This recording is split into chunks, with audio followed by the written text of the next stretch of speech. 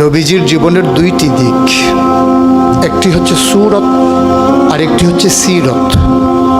সিরত অনুকরণীয় আর সুরত প্রশংসনীয়।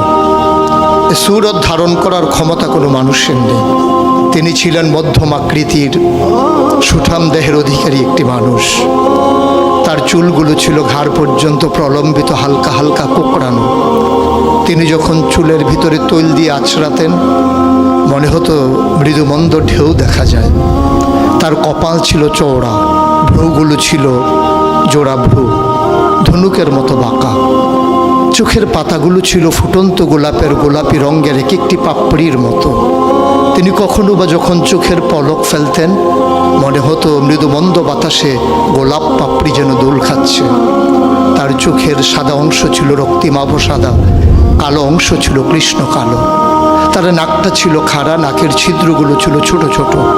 নাকের নিচে ছিল সরু চিকন গোঁফ, গোঁফের নিচেই সেই গোলাপি রঙের ঠোঁট। তার ঠোঁটগুলো যখন কখনো বা মুচকে হাসত, গোটা পৃথিবীর মানুষ অবাক বিস্ময়ে দেখত গোটা পৃথিবীতে যেন বিজলি চমকিয়েছে। তিনি কখনো বা যখন এই রাস্তা দিয়ে হেঁটে যেতেন, 1 মাস পরেও কখনো যখন সাহাবা হাঁটতেন তার গায়ের জান্নাতি গন্ধ তারা পেতেন। মায়েরা উম্মাহাতুল মুমিনিন যারা, তারা নবীর যখন কখনো এই ঘামে ভেজা শরীর নিয়ে ঘরে ঢুকতেন, কপালের ভিতরে মুক্তোর দানার মতো ঘামগুলো যখন জমে থাকতো, মায়েরা ছোট্ট শিশি খুঁজে সেই ঘামগুলো শিশিতে ভরে জমা রেখে দিতেন, কখনো বা ঈদে কোনো অনুষ্ঠানে যেন আতর হিসেবে ব্যবহার করতে পারেন। সুরত ধারণ করা কোনো মানুষের সাধ্যর বাইরে। কখনোই কোনো মানুষ সুরত ধারণ করতে পারবে না চেষ্টা করলেই। কিন্তু তার সিরত যেটা অনুকরণীয়, অনুপম আদর্শ। তিনি এসেছিলেন এই জন্যে, ওয়ামা আরসালনাকা ইল্লা রাহমাতাল লিল আলামিন। তিনি ছিলেন রহমত গোটা ধরনীর জন্যে।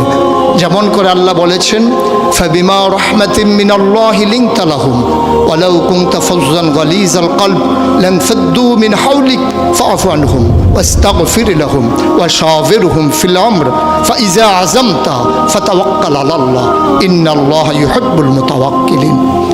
তিনি এসেছিলেন তেমন করে। কেন তাকে পাঠানো হয়েছিল? আল্লাহ নিজেই বলেছেন, লাকাদ কানা লাকুম ফি রাসূলিল্লাহি উসওয়াতুন হাসানা। তিনি ছিলেন মডেল, তিনি ছিলেন আইডল, তিনি ছিলেন আইকন, তিনি ছিলেন অনুপম আদর্শ, তিনি ছিলেন উসওয়াতুন হাসানা।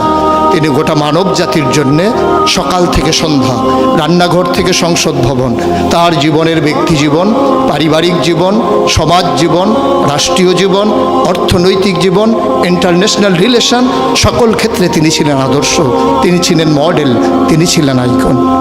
১বিংশ শতাব্দীর সূচনা লগ্নে দাঁড়িয়ে গোটা পৃথিবী যখন ঝঞ্ঝা বিক্ষুব্ধ, গোটা পৃথিবীর মানবতা যখন আজকে ভুলণ্ঠিত, আজকে শুধু মুসলিম নয়, গোটা মানুষ যখন আজকে অপর মানুষের ভোটের নিচে পৃষ্ঠ হচ্ছে তার জীবন, মানুষগুলো যখন আজকে রক্তে রঞ্জিত হচ্ছে তার গোটা দেহ, সেই ফিলিস্তিনের দুধু মরুভূমি আজকে যখন আমার কিশোর ভাইয়ের রক্তে রঞ্জিত, সেই ঝিলাম নদীর পানি আজকে যখন স্বচ্ছ স্ফটিকের মতো আর নেই, কাশ্মীরের ভাইয়ের রক্তে যখন রঞ্জিত, পার্শ্ববর্তী আরাকানের মুসলমানেরা আজকে উখিয়ার সেই টেকনাফের তাঁবুর নিচে তারা যখন মানবেতর জীবনযাপন করছে, আজকে বারবার মনে পড়ে সেই নবীজির কথা।